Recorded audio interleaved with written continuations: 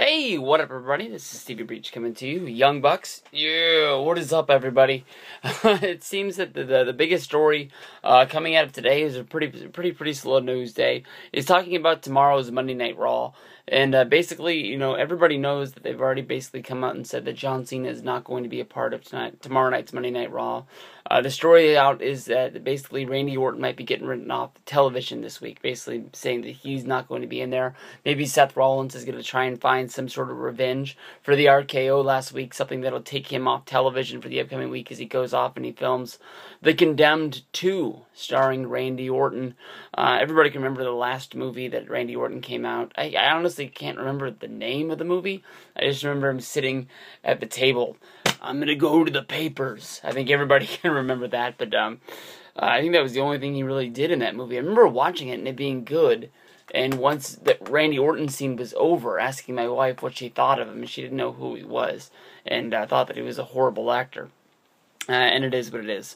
Basically, but I don't know. I mean, the big story when you go to WWE.com about tomorrow's Monday Night Raw is basically saying who is going to tag with John Cena. That is the #1 story of what to look forward to watching on Monday Night Raw. How they're going to be able to pull this off without John Cena being there. If you're just going to have people doing, cut promos, just saying, hey, John, come pick me. I'm not doing anything for the pay-per-view.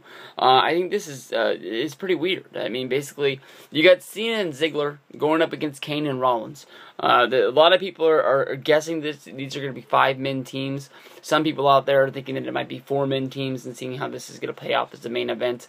I know that this isn't a pay-per-view anymore, even though that when the WWE did their rollout, talking about the network for their investors the other day, they talked about, the pay-per-view numbers. And people are still, in the United States, in big numbers, are calling up their cable providers and ordering the pay-per-view for $50 to $60 instead of getting the show on the WWE network for $9.99. Which is just crazy. But, WWE really isn't looking at those people. If they want to call up and pay the cable company, that's fine with them, but they really want to get people to jump over the network. Where it's just sort of like a big mega show. It's not really pay-per-view anymore, so, I mean, like, you don't have to have Brock versus John Cena every sort of month on the big show. Also, for years and years, I have sort of been there, sort of being like the wrestling purist, always wanted to have some sort of a Survivor Series, the classic style of match. And here they are actually putting one on there as the main event. And if they would have done this, last year or the year before, people would have thought they were crazy and they were giving up on the show and it just wasn't going to be anything that anybody needed to see. But, as long as they gave us a main event, but they didn't give us a Survivor Series elimination match, people would go batshit crazy about, they're killing the Survivor Series, what are you doing to us? You got to think of, this was a pay-per-view that was on the chopping block just a few years ago, and somehow people on the internet were able to get it to WWE that they liked this name and they wanted to keep it. It wasn't like the names really meant anything at the end of the day. Anyways, you were only going to order the show if it was going to come down to it. It's the first time they've actually used this as the main event, and it's sort of going to get us to the next month where hopefully we're going to get Brock versus Cena at TLC. But, we got these 2-on-2 lists, and we need to fill this out. You look at the roster of guys that are out there. You got Big Show going up against Henry. That's going to be a match on the show for sure. You got Wyatt versus Ambrose. That's a feud that's going on. But for some reason, Ambrose fought Cesaro in the main event of SmackDown. At the same place, Bray Wyatt gave a promo during the show. But Ambrose wants to kill Wyatt.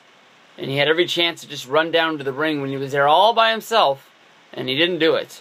But those guys are going to go at it. The guys that are heavily, questioned to be in this match, Randy Orton and Ryback. Randy Orton is the guy that, people think that might be turning babyface here. I think he's going to end up turning out and just, siding with the heels and just riding it out from there. Ryback is the guy that's popped up on TV for the last 2 weeks. We've seen him come out there and fight Bo Dallas. We've seen him come out there and fight, he fought Heath Slater on SmackDown dressed up like a scarecrow. Some people are saying that he might join the babyface team from there. If you go from there, I just wrote down and listed the guys that we see on TV week in and out, the sort of, everyday players. And I don't really know how they're going to fill this out. We see Sheamus a lot.